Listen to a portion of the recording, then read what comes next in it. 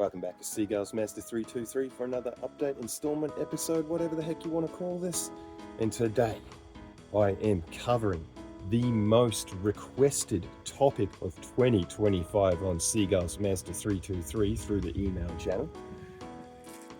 The topic is dash removal of a Mazda 323 BG. And I have this green one here, which I am going to use to do that video today for you guys. This is a very annoying job, and I am going to do it. And this car is probably going to be full of spiders, but I'm still going to do it because you requested it, you wanted it. Alright, I'm going to crack on. I'm going to show you some of the tools you're going to need, and then I'll go through this in stages. You will need a socket set. Probably a set something like this. I've got this because it'll do everything. Torque, Allen key, flathead, Phillips head, other weird ones as well. I've also got screwdrivers and Allen keys, a few different types of clip removals and a pry tool. I've also got some sandwich bags, some tape and a pen just to label some things as they're coming off, but also to label the electrical switch and plugs as I unplug them, so I remember where they go at a later stage. And you'll also need a filthy rag, preferably something like this, to wipe all the shit out as you're getting the dash out. Right, so we have the donor vehicle. This is the dash that's in this car. It's a green 1995 BG Series 323 sedan. I've gone and put a MX-5 seat in there because this car has got some serious plans for 2026. It's going to get turned into a mini truck, or affectionately known as a Mazda Rustler, with a 1.6 litre carbureted engine in it, not a 1.3. Now here's the dash, and I'll show you why I'm going to pull this out, because this one's going to get a repair. It's got signs of fatigue over the years. Hang on, there's a crack. There's some more cracks. So we'll crack on with this, because there's a few things you need to release and undo before you even get towards the dash. Things like center console, the glove box, and a few side things as well, these here, before we start getting into the real guts of it. So I'll go ahead and do that now. Step one would be to take out the center console. So I'll leave that there, because this is pretty quick. Removing a center console is a relatively easy task, only requiring a Phillips head screwdriver. Starting from the rear of the unit and working your way down towards the front, the radio, remove all the tack screws. Gently pull on the unit, not to damage it, but to ensure all the screws have been released. Remove the gear knob and everything should slide off smoothly. Over to the glove box, it's a similar principle. Remove all the tack screws that you can see. There are a lot of hidden ones, so don't be scared to get down low and get underneath and remove them. Kick panels will have plastic trim clips that need to be clip removed. Just covering over what I've taken out so far off the left hand side on the time lapse, and then I'll do time lapse right hand side, but quickly just point out a few things before I start getting into the guts of the dash removal itself. But the center console is out. Kick panels are out.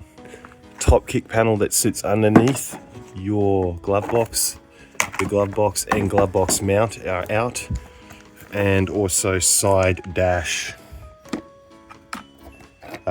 trim, that's out as well.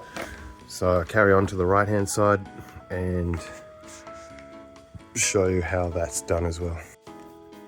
Right, so I'm about to crack on with the right hand side, and in order to basically be able to take the crash board or the dash out, you've got to take out all the under trim, both sides. So on the left it was the glove box and kick panels, center console out.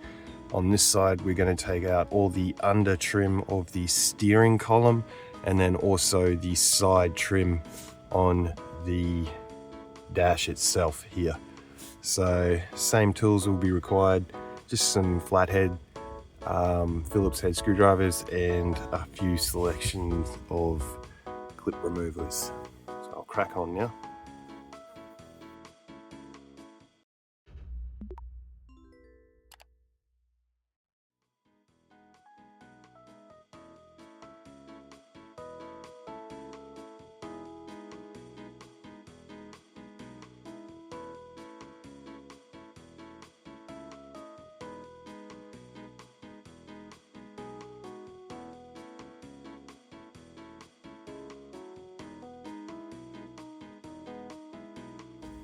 I like to unplug all the electrical switches as I go and as I'm removing, but I leave them inserted into the actual trim itself. It makes everything a little bit easier. I also tape off all the little switches and label them so I know what to connect at a later date.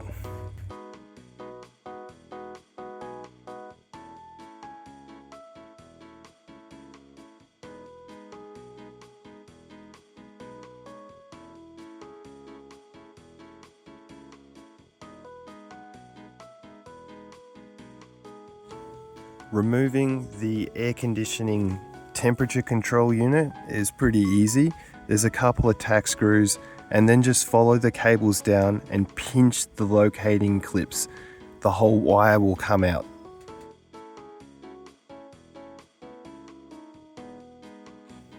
I'm dropping the steering column mounts here, the bolts, and supporting the steering wheel on the driver's seat. This way I can get the whole dashboard out without having to remove the whole steering column.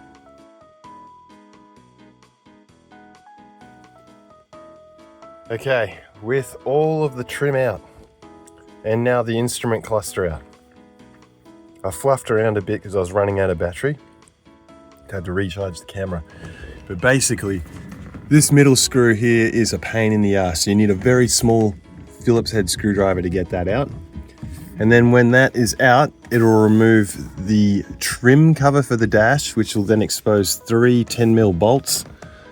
Undo them, push the dash forward. Now I'm resting the steering wheel column on the seat. You can get the dash out of this car without having to remove the whole steering column. So just do what I've done and you'll be safe.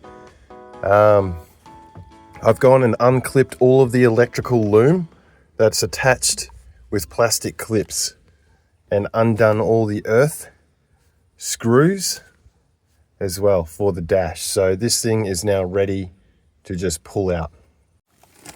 What I failed to mention here is that in the middle of the center console, once you remove everything, there'll be some 10mm nuts that you need to undo with a socket. And then either side of the dash itself, on the left and right, there you go, 2 bolts will be holding either side of it as well. They're a 10mm nut.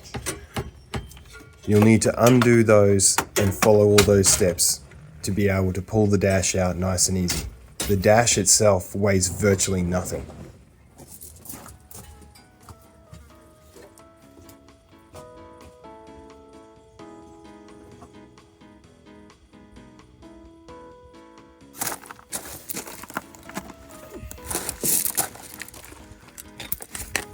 Righto, that's the dash out, and if you've done everything correctly, it'll look like this. All your shit laid out in a row. There we go.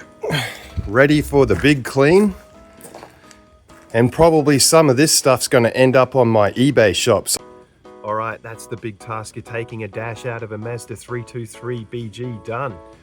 That was easily the most requested job to revisit through the email this year in 2025, so I'm glad I got the motivation to hit it up right at the end of the year. And thank you to everyone who asked for it. Hopefully this has helped you.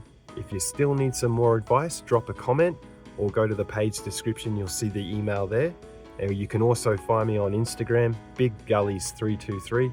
Be more than happy to help you out, have a bit of a look at your car as well.